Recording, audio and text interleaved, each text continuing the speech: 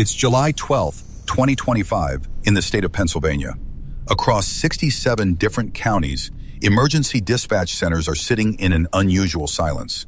A heavy, unnatural silence. In Philadelphia, a resident dials 3 digits during a critical medical emergency.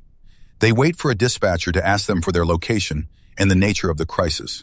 But the call never connects. In Pittsburgh, a witness tries to report a multi-car accident on a crowded interstate. They are met with a generic, repeating, busy signal. For several hours, the most vital safety net in the Commonwealth has simply vanished. The 911 emergency system is gone. This is a statewide digital blackout, a systemic digital service failure of the primary line between the public and first responders. Local officials are forced to scramble. They urge citizens to dial 10-digit administrative numbers, typically reserved for noise complaints. This wasn't the result of a localized storm or a single-cut fiber optic cable. The failure is systemic, affecting 12 million people simultaneously across every zip code in the state. As the minutes tick by without a fix, the stakes move from a technical inconvenience to a terminal threat. Police departments are forced to dispatch cruisers to park at major intersections. They sit with lights flashing just to remain visible to anyone in distress. It is a low-tech, manual solution for a high-tech collapse. Eventually, the dial tones return, and the monitors in the dispatch centers flicker back to life. The system is restored, but the investigation is only beginning. What the state finds isn't a sophisticated foreign breach or a grand conspiracy. It is a failure in the digital handshakes that manage how our most vital calls are routed across the network. This is the story of the day Pennsylvania went silent. In San Francisco, the image is one of global innovation. It's the city of Silicon Valley, driverless taxis, and the promise of a resilient and modernized smart grid. But on January 7th, 2026, the high-ceilinged, wood-paneled hearing room in City Hall tells a different story. San Francisco supervisors are standing before microphones in the dark. To read their emergency reports, they are using battery-powered camping lanterns. The supervisors are there to blast PG&E, the state's largest private utility provider. Weeks earlier, a series of minor winter rainstorms triggered waves of blackouts across the city.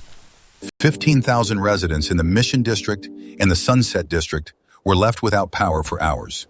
Traffic lights at rain-slicked intersections went dark.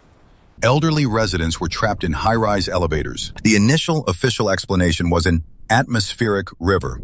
It was described as an unprecedented weather event that supposedly overwhelmed the grid's design capacity. PG&E's public messaging leaned heavily into the unpredictable nature of the climate. The Board of Supervisors called for a formal inquiry into the public utility system. They cited an unacceptable level of service and a systemic failure in the grid. While the utility company pointed to the sky, city engineers began looking at the ground.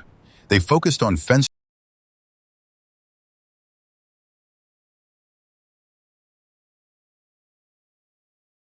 utility substations filled with aging transformers. It's a pattern appearing as the state manages its digital infrastructure from secure, climate-controlled data centers. The expectation is absolute operational stability and high uptime government technology. But even a digital fortress is only as strong as its physical infrastructure maintenance. In a South Dakota data center, technicians move between rows of humming server racks. They're looking for signs of a sophisticated breach or a global Microsoft outage.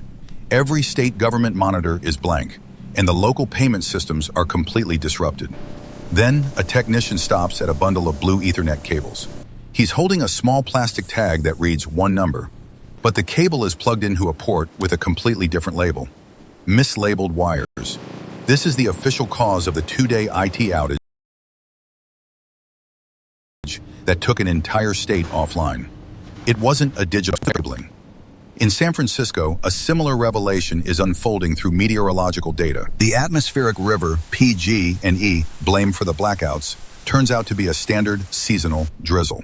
The rainfall totals show the storm didn't even reach the grid's design capacity. Then come the internal equipment priority lists. The transformers that showered sparks onto parked cars weren't victims of the weather. They were hardware units that had been flagged for replacement as early as 2021. In one zip code-specific outage map, the failures aligned perfectly with a massive maintenance backlog. The smart grid wasn't overwhelmed by a climate crisis.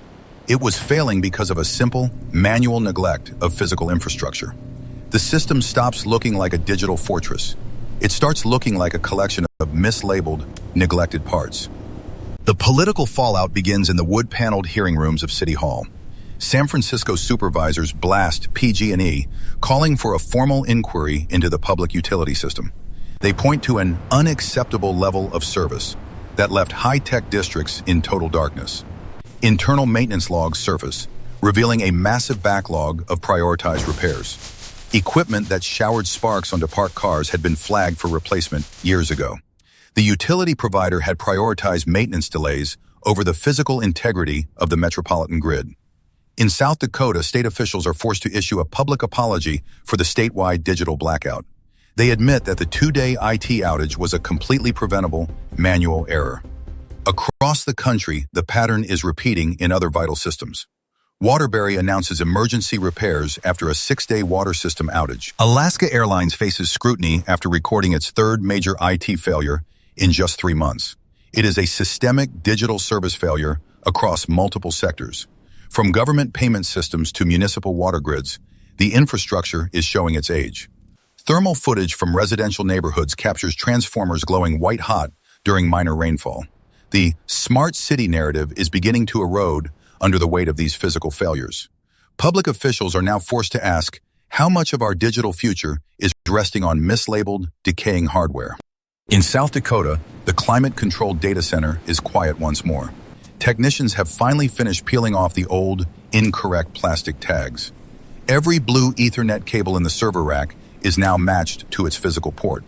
The state officials have issued their apology, but the exact financial cost of the blackout remains undisclosed.